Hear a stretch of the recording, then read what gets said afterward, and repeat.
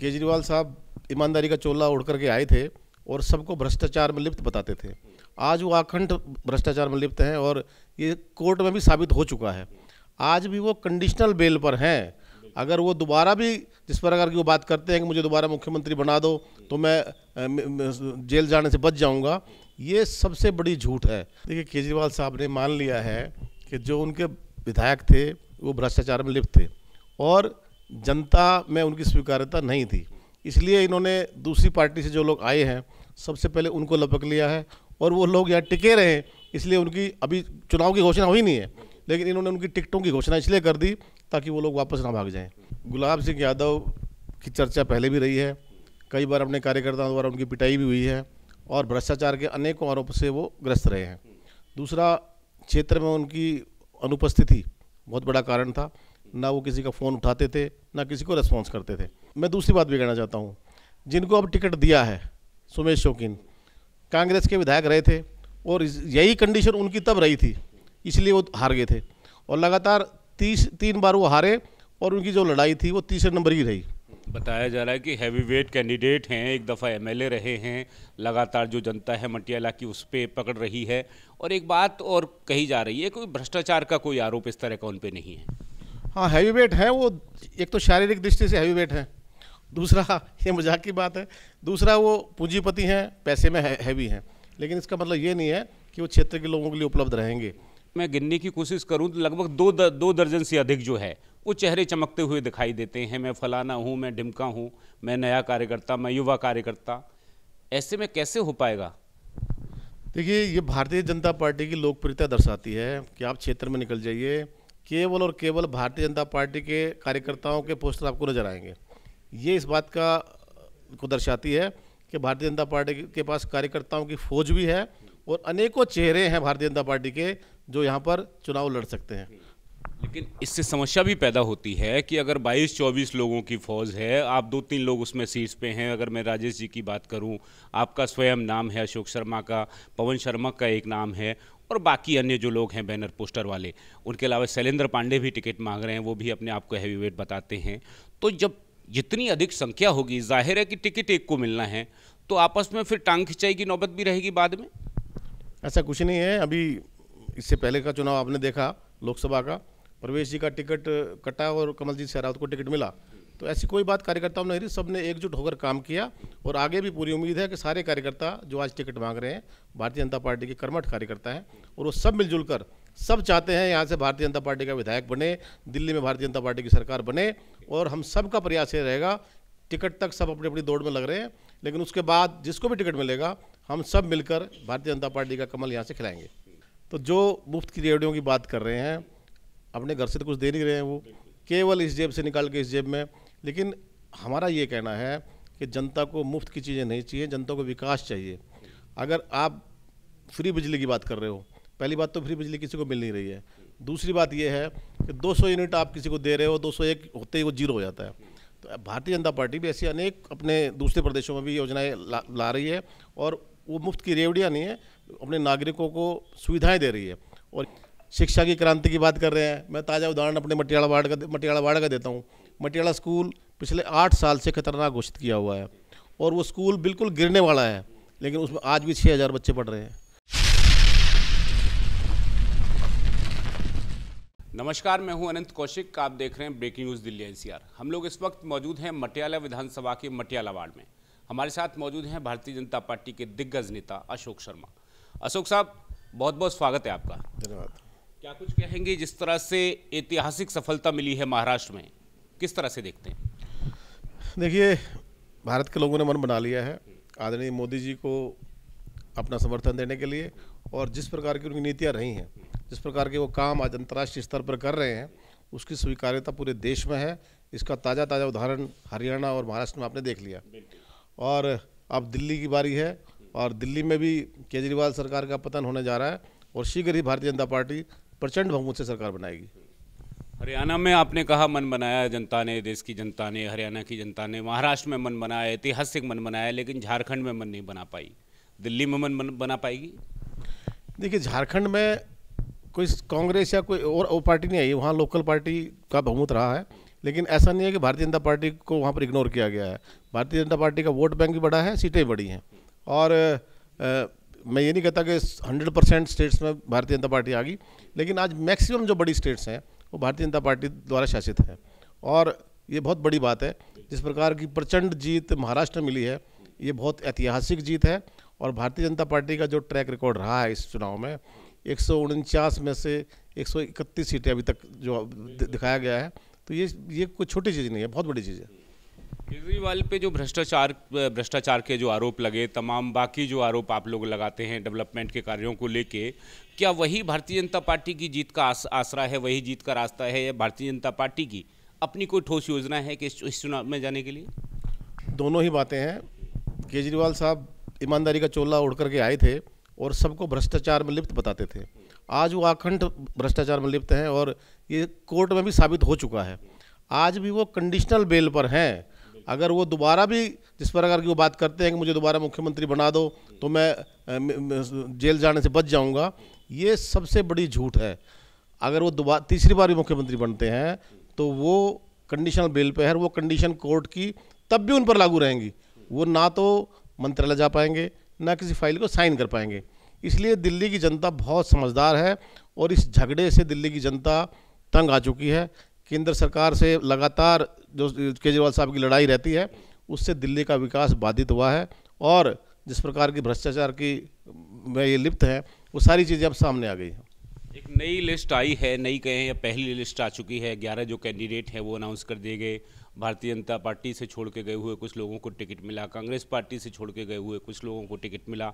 लगता है कि जो पहले बातें होती थी कि जो कार्यकर्ता है उसका सम्मान किया जाएगा, जो लोग हैं उनको पार्टी का टिकट दिया जाएगा, तमाम जो नसीहतें थी आंदोलन के समय, पार्टी के बनते समय आम आदमी पार्टी के द्वारा की गई, आज जो गाइडलाइंस बनाई गई थी अपने लिए, स्वयं उसको तोड़ दिया गया। देखिए, केजरीवाल साहब ने मान लिया है कि जो उनके विधायक थे वो भ्रष्टाचार में लिप्त थे और जनता में उनकी स्वीकार्यता नहीं थी। इसलिए इन्होंने दूसरी पार्टी से जो लोग आए हैं सबसे पहले उनको लपक लिया है और वो लोग यहाँ टिके रहे। इसलिए उनकी अभी चुनाव की घोषणा हुई नहीं है, लेकिन इन्होंने उनकी टिकटों की घोषणा इसलिए कर दी ताकि वो लोग वापस ना भाग जाएं। तो ये डर कहीं ना कहीं दर्शाता है कि केजरीवाल सरकार अल्पमत में है। एक विषय ये भी उठाया जा रहा है इन दिनों, कई लोगों से मेरी बात हुई, उनका ये कहना था पूंजीपतियों को टिकट दे दिए गए 11 की 11 और 6 ऐसे लोग हैं जो बाहर से आए, तुरंत आए और तुरंत उनको टिकट दे दिया गया। ऐसे में इसको किस तरह से देखते हैं? पहले आम आदमी को टिकट मिला करता था, रिक्शे वाले, रेहड़ी वाले चुनाव लड़ा करते थे, आज जो धनपशु हैं वो लोग चुनाव लड़ रहे हैं। देखिए, ये मैं नहीं कह रहा, आंकड़े दर्शाते हैं। जो लोग इस पार्टी में अभी आए हैं वो पूंजीपति हैं और उनका ट्रैक रिकॉर्ड भी यही रहा है। और वो लोग जिस प्रकार की चर्चाएं हैं कि पैसा दे करके आए हैं और पैसा दे करके टिकट लाए हैं, ये मैं नहीं कह रहा। जिन विधायकों के टिकट कटे हैं वो विधायक केजरीवाल सरकार के कह रहे हैं कि यहाँ पैसे वालों का बोलबाला है। इससे पहले राज्यसभा की सीट भी इसी तरह बेची गई थी और उनके लोगों ने आरोप भी लगाए थे। और अभी दोबारा से वही चीज़ दोबारा रिपीट हुई है कि जो पैसे वाले थे, पूंजीपति थे, उन्होंने आकर के पैसा दे करके टिकट ले लिया है। जिन लोगों को, बाहरी लोगों को टिकट दिया गया और ख़ासतौर पे जिन विधानसभाओं में जो सिटिंग एमएलए थे उनकी टिकट काटी गई, मटियाला जो विधानसभा है वो भी उनमें से प्रमुख है। लगता क्या है, क्यों टिकट कटी? जो विधायक गुलाब सिंह यादव थे, 2 बार से लगातार विधायक थे, क्या कुछ कमियां रही होंगी? कहा जा रहा कि सर्वे में ऐसा पाया गया कि जीत पाने की पोजीशन में नहीं थे ये सभी लोग। आपको क्या लगता है? देखिए, गुलाब सिंह यादव की चर्चा पहले भी रही है, कई बार अपने कार्यकर्ताओं द्वारा उनकी पिटाई भी हुई है और भ्रष्टाचार के अनेकों आरोप से वो ग्रस्त रहे हैं। दूसरा, क्षेत्र में उनकी अनुपस्थिति बहुत बड़ा कारण था। ना वो किसी का फ़ोन उठाते थे, ना किसी को रेस्पॉन्स करते थे। तो ये कहीं ना कहीं क्षेत्र का दुर्भाग्य रहा है। और जिस प्रकार केजरीवाल ने इनको गुजरात का प्रभारी बनाया था, तो ज़्यादातर समय इन्होंने गुजरात में बिताया। गुजरात में भी इन्होंने क्या कुछ करके दिखाया वो आप सबने देखा भी। और दिल्ली के लोगों के लिए, क्षेत्र के लोगों के लिए उपलब्ध नहीं रहे, तो ये बहुत बड़ा कारण था इनकी टिकट काटने का। लेकिन मैं दूसरी बात भी कहना चाहता हूँ, जिनको अब टिकट दिया है, सुमेश शौकीन कांग्रेस के विधायक रहे थे और यही कंडीशन उनकी तब रही थी, इसलिए वो हार गए थे। और लगातार 3 बार वो हारे और उनकी जो लड़ाई थी वो तीसरे नंबर की रही, तीसरे नंबर पर रहे। तो ऐसा कुछ नया नहीं है, वही पुरानी शराब में नया फ्लेवर वाली बात है। तो वो ऐसा कुछ नहीं है कि सुमेश शौकीन आए हैं या नया चेहरा है, ये पहले ही फ्लॉप बम पहले ही रहा है और आगे भी चलकर ऐसे ही रहेगा। बताया जा रहा है कि हैवीवेट कैंडिडेट हैं, एक दफ़ा एमएलए रहे हैं, लगातार जो जनता है मटियाला की उस पर पकड़ रही है। और एक बात और कही जा रही है, कोई भ्रष्टाचार का कोई आरोप इस तरह का उन पे नहीं है। हाँ, हैवी वेट है वो। एक तो शारीरिक दृष्टि से हैवी वेट है, दूसरा ये मजाक की बात है, दूसरा वो पूंजीपति हैं, पैसे में हैवी हैं। लेकिन इसका मतलब ये नहीं है कि वो क्षेत्र के लोगों के लिए उपलब्ध रहेंगे। पहले भी वो यहाँ क्षेत्र में वो विधायक रहे हैं और उनकी अनुपस्थिति और जिस प्रकार उनका आचरण रहा है, तो वो जो उनका समय था वो सब लोगों ने देख लिया है और क्षेत्र के लोग उनको अच्छी तरह से जानते हैं। भारतीय जनता पार्टी की मैं बात करूं तो मुकाबले के लिए कौन तैयार है, क्या रेस चल रही है, कहां तक नाम पहुंचे हैं, कितने नाम हैं? क्योंकि तमाम जो बैनर पोस्टर हैं, अगर मैं गिनने की कोशिश करूं तो लगभग दो दर्जन से अधिक जो है वो चेहरे चमकते हुए दिखाई देते हैं। मैं फलाना हूं, मैं ढिमका हूं, मैं नया कार्यकर्ता, मैं युवा कार्यकर्ता। ऐसे में कैसे हो पाएगा? देखिए, ये भारतीय जनता पार्टी की लोकप्रियता दर्शाती है कि आप क्षेत्र में निकल जाइए, केवल और केवल भारतीय जनता पार्टी के कार्यकर्ताओं के पोस्टर आपको नजर आएंगे। ये इस बात को दर्शाती है कि भारतीय जनता पार्टी के पास कार्यकर्ताओं की फौज भी है और अनेकों चेहरे हैं भारतीय जनता पार्टी के जो यहाँ पर चुनाव लड़ सकते हैं। तो ये पार्टी को निर्णय करना है कौन उचित रहेगा, कौन ठीक रहेगा। पार्टी के पास बहुत सारी चीज़ें होती देखने के लिए और मुझे उम्मीद है पार्टी उचित चयन करेगी।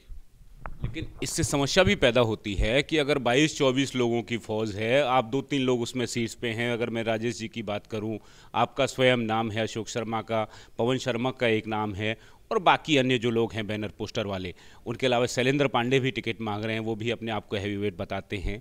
तो जब जितनी अधिक संख्या होगी, जाहिर है कि टिकट एक को मिलना है, तो आपस में फिर टांग खिंचाई की नौबत भी रहेगी बाद में। ऐसा कुछ नहीं है। अभी इससे पहले का चुनाव आपने देखा लोकसभा का, प्रवेश जी का टिकट कटा और कमलजीत शेरावत को टिकट मिला। तो ऐसी कोई बात कार्यकर्ताओं ने नहीं रही, सबने एकजुट होकर काम किया और आगे भी पूरी उम्मीद है कि सारे कार्यकर्ता जो आज टिकट मांग रहे हैं भारतीय जनता पार्टी के कर्मठ कार्यकर्ता हैं और वो सब मिलजुल कर सब चाहते हैं यहाँ से भारतीय जनता पार्टी का विधायक बने, दिल्ली में भारतीय जनता पार्टी की सरकार बने। और हम सब का प्रयास ये रहेगा, टिकट तक सब अपनी अपनी दौड़ में लग रहे हैं, लेकिन उसके बाद जिसको भी टिकट मिलेगा हम सब मिलकर भारतीय जनता पार्टी का कमल यहाँ से खिलाएंगे। और ये उम्मीद आप लोगों को कब तक है कि भारतीय जनता पार्टी की जो पहली लिस्ट है वो कब तक आएगी? क्या उसमें मटियाला का नाम होगा और इसमें कितनी देर हो सकती है? चूंकि आम आदमी पार्टी ने जो कैंडिडेट है अपना वो अनाउंस करके जाहिर है कि पहली बाजी मारी है, वो लोग 2 कदम आगे हैं। आज किस तरह से देखते हैं, कब तक तय हो पाएगा? देखिए, भारतीय जनता पार्टी राष्ट्रीय पार्टी है और जब तक चुनाव आयोग चुनाव की घोषणा नहीं करे, तो आम आदमी पार्टी भी राष्ट्रीय पार्टी है, वो किस तरह बनी है वो आपको पता है। लेकिन भारतीय जनता पार्टी बहुत बड़ी पार्टी है और उसके नेताओं के पास बहुत काम है। इनके पास केवल दिल्ली और पंजाब ही है, लेकिन हमारे पास बहुत काम है हमारे नेताओं के पास। अभी भी आज महाराष्ट्र की जीत, बहुत बड़ी जीत मिली है। अभी माननीय मोदी जी कार्यकर्ताओं से मिलने आ रहे हैं, उस जीत का जश्न होगा। और उसके बाद अब दिल्ली की बारी है। दिल्ली में निश्चित तौर पर अब जैसे चुनाव बिल्कुल सिर पर आ गए हैं, तो अब पूरी पार्टी मिलकर दिल्ली के प्रत्याशियों पर भी विचार मंथन करेगी और जल्द से जल्द यहाँ के प्रत्याशियों की घोषणा करेगी। कल एक अभियान जो है आम आदमी पार्टी की तरफ से लॉन्च किया गया है कि जिनको मुफ्त की रेवड़ियाँ, फ्री की रेवड़ियाँ भारतीय जनता पार्टी बताती है, उन सभी योजनाओं से जो जनता है उसको कितना फ़ायदा होता है, उसकी जेब में कितना जो पैसा है वो बच जाता है। और जनता को बात ये लगातार कन्वे की जाएगी, एक समय सीमा रखी गई है, वो लोग शुरू करेंगे, घर घर तक जाएंगे या जनसभा के माध्यम से लोगों से संवाद स्थापित करेंगे। ऐसे में लगता है कि कहीं आप लोग पिछड़ न जाएं। देखिए, ये राजनीति ऐसी चीज़ है कि यहाँ पर मुख्य विषय से हटकर जनता का ध्यान भटकाया जाता है। तो जो मुफ्त की रेवड़ियों की बात कर रहे हैं, अपने घर से तो कुछ दे नहीं रहे हैं, वो केवल इस जेब से निकाल के इस जेब में। लेकिन हमारा ये कहना है कि जनता को मुफ्त की चीज़ें नहीं चाहिए, जनता को विकास चाहिए। अगर आप फ्री बिजली की बात कर रहे हो, पहली बात तो फ्री बिजली किसी को मिल नहीं रही है। दूसरी बात ये है कि 200 यूनिट आप किसी को दे रहे हो, 201 होते ही वो जीरो हो जाता है। तो भारतीय जनता पार्टी भी ऐसी अनेक अपने दूसरे प्रदेशों में भी योजनाएं ला रही है और वो मुफ्त की रेवड़ियाँ नहीं है, अपने नागरिकों को सुविधाएं दे रही है। और यहाँ भी दिल्ली में भी कोशिश होगी कि जो आम आदमी पार्टी सुविधा दे रही है ये केवल ढकोसला है, क्योंकि ये तो रेजिडेंशियल में देती है तो कमर्शियल में डबल चार्ज कर लेती है, तो बात वही है। लेकिन हम लोग ऐसी फ्रूटफुल योजनाएं लेकर आएंगे जिसका वास्तव में आम लोगों को और ज़रूरतमंद लोगों को लाभ मिले। एक तरफ आप लोग उनकी योजनाओं को मुफ्त की रेवड़ियाँ कहते हैं, फ्री की रेवड़ियाँ बताते हैं, दूसरी तरफ तमाम जो आपके द्वारा शासित प्रदेश हैं उनमें जनहितकारी योजनाओं के नाम पे लाडली बहन योजना, लाडली मातृ योजना, तमाम जो अन्य जो योजनाएं हैं उनके नाम पे वो चीज़ें आप भी करते हैं, तो फिर ऐसे में उनको दोषी कैसे ठहराते हैं?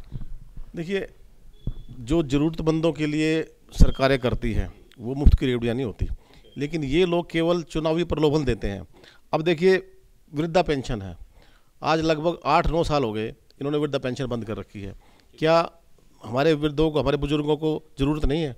उनको ये रेवड़ियाँ नहीं दे सकते? राशन कार्ड है, बीपीएल कार्ड से गरीब लोगों को इलाज होता है। ये 8-10 साल से बीपीएल कार्ड बंद है दिल्ली में। क्यों? राशन लोगों को मिल नहीं रहा, नए कार्ड बन नहीं रहे, इलाज लोगों का हो नहीं रहा। शिक्षा की क्रांति की बात कर रहे हैं। मैं ताज़ा उदाहरण अपने मटियाला वार्ड का देता हूँ। मटियाला स्कूल पिछले 8 साल से खतरनाक घोषित किया हुआ है और वो स्कूल बिल्कुल गिरने वाला है, लेकिन उसमें आज भी 6000 बच्चे पढ़ रहे हैं। तो कहाँ शिक्षा क्रांति की बात है?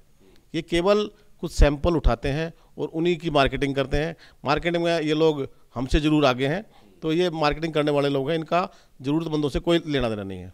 अंतिम में सवाल लेता हूँ, लगता क्या है जिस तरह से पहली लिस्ट आम आदमी पार्टी की इतनी जल्दी आई, उसमें जो तमाम नाम हैं विधायकों के वो चेंज किए गए, कई नए लोगों को टिकट दिया गया, ऐसे में लगता है कि उन लोगों को भी कहीं ना कहीं एहसास है कि इस बार जो चुनाव है वो ज़्यादा गंभीर होने वाला है, जो लोकप्रियता है अरविंद केजरीवाल की शायद उसमें कुछ कमी आई होगी, या फिर भारतीय जनता पार्टी जो है उसकी लोकप्रियता बढ़ी है, वो इस बार तगड़ा मुकाबला करेगी, तगड़ी टक्कर देगी, इस वजह से ऐसा हुआ?